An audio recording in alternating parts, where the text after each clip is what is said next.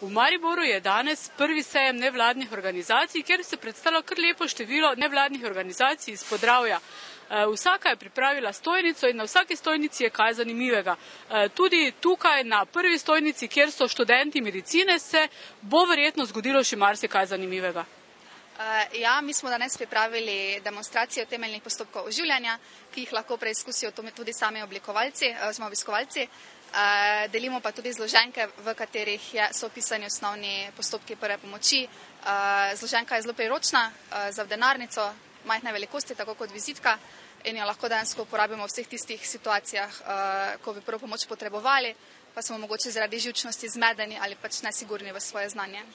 Pa je danes kdo že poskusil oživljati lutko? Ja, smo že imeli nekaj prostovoljcev, vendar jih še aktivno iščemo, tako da jih še bo več. Zavod PIP je pravzaprav tisti, ki se je odločil, da bo v Mariboru pripravil sejem nevladnih organizacij. Zakaj? Zavod PIP izvaja projekt regionalno sečišče nevladnih organizacij Podravja, ki ga sofinancira Evropski socialni sklad in je namenjen krepitvi nevladnih organizacij oziroma nudenju podpornega okolja za razvoj nevladnih organizacij v Podravju. Za sejem smo se odločili iz več razlogov in sicer prvi sigurno je ta, da širši javnosti predstavimo širok spekter delovanja in aktivnosti, ki jih izvajajo nevladne organizacije, torej društva, zasebni zavodi in pa ustanove. Drugi razlog je pa ta, da tudi tistim, ki imajo v državi moč odločanja, pokažemo, da nevladne organizacije dejansko izvajajo raznolike dejavnosti, družbeno koristne dejavnosti, da pa njihov status oziroma njihov položaj ni urejen tako, kot bi si želeli in se tudi za to, da bi bil nek sistemsko zakonski okvir dosežen oziroma sprejet v državi, kar se tiče nevladnih organizacij, že dalj časa prizadevamo.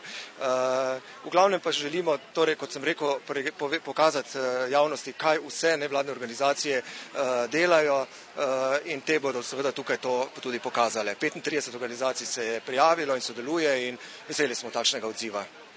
Se bo ta sejem še kdaj ponovil?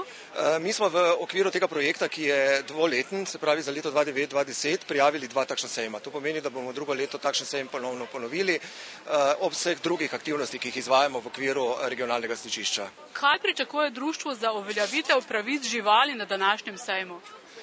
Na današnjem sejmu pravzaprav pričakujemo, da se predstavimo mariborski javnosti, to se pravi Mariborčankom in Mariborčanom. Želimo jim predstaviti našo idejo.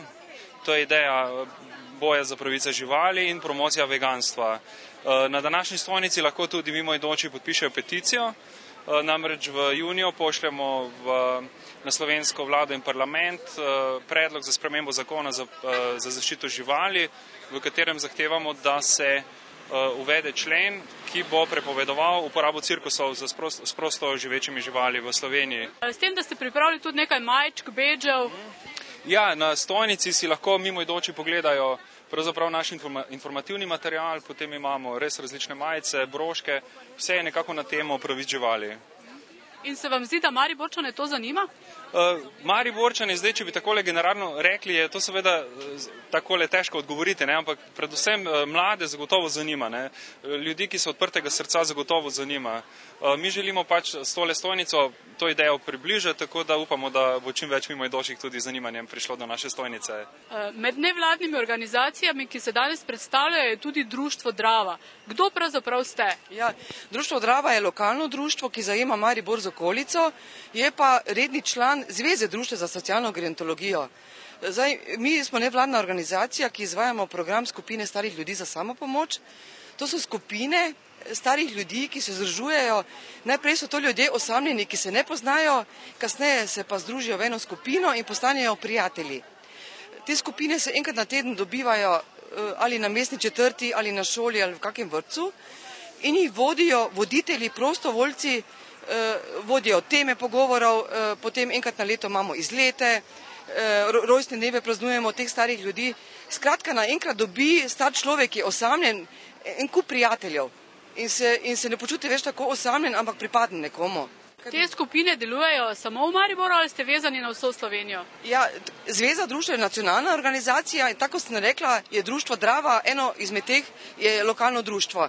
Sprej pokrivamo celo Slovenijo, v Sloveniji je okoli 500 teh skupin, vsaka skupina približno ima 8 do 10 članov teh starih ljudi in delujemo na vseh območjih, vseh regijah. Kaj pričakujete od današnjega sejma?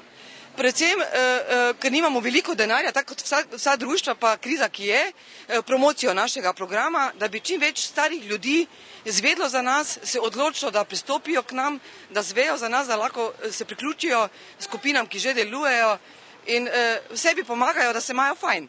Kaj od današnjega sejma pričakuje Društvo diabetikov? Društvo diabetikov predvsem čim večjo osveščenost ljudi o sladkorni bolezni in o ostalih dejavnikih tebojanja, ki se pač danes, to so maščobe, visoke maščobe, visok krvni tlak, kajti ta porast srčno-žilnih bolezni in sladkorne bolezni je vedno večja, zato se v Društvo diabetikov trudimo, da bi poleg naših članov društva, ki jih imamo kar čez 2200, še svojimi aktivnosti čim bolj osveščali ostalo populacijo. Zato smo se tudi danes tega prireditve z veseljem udeležili.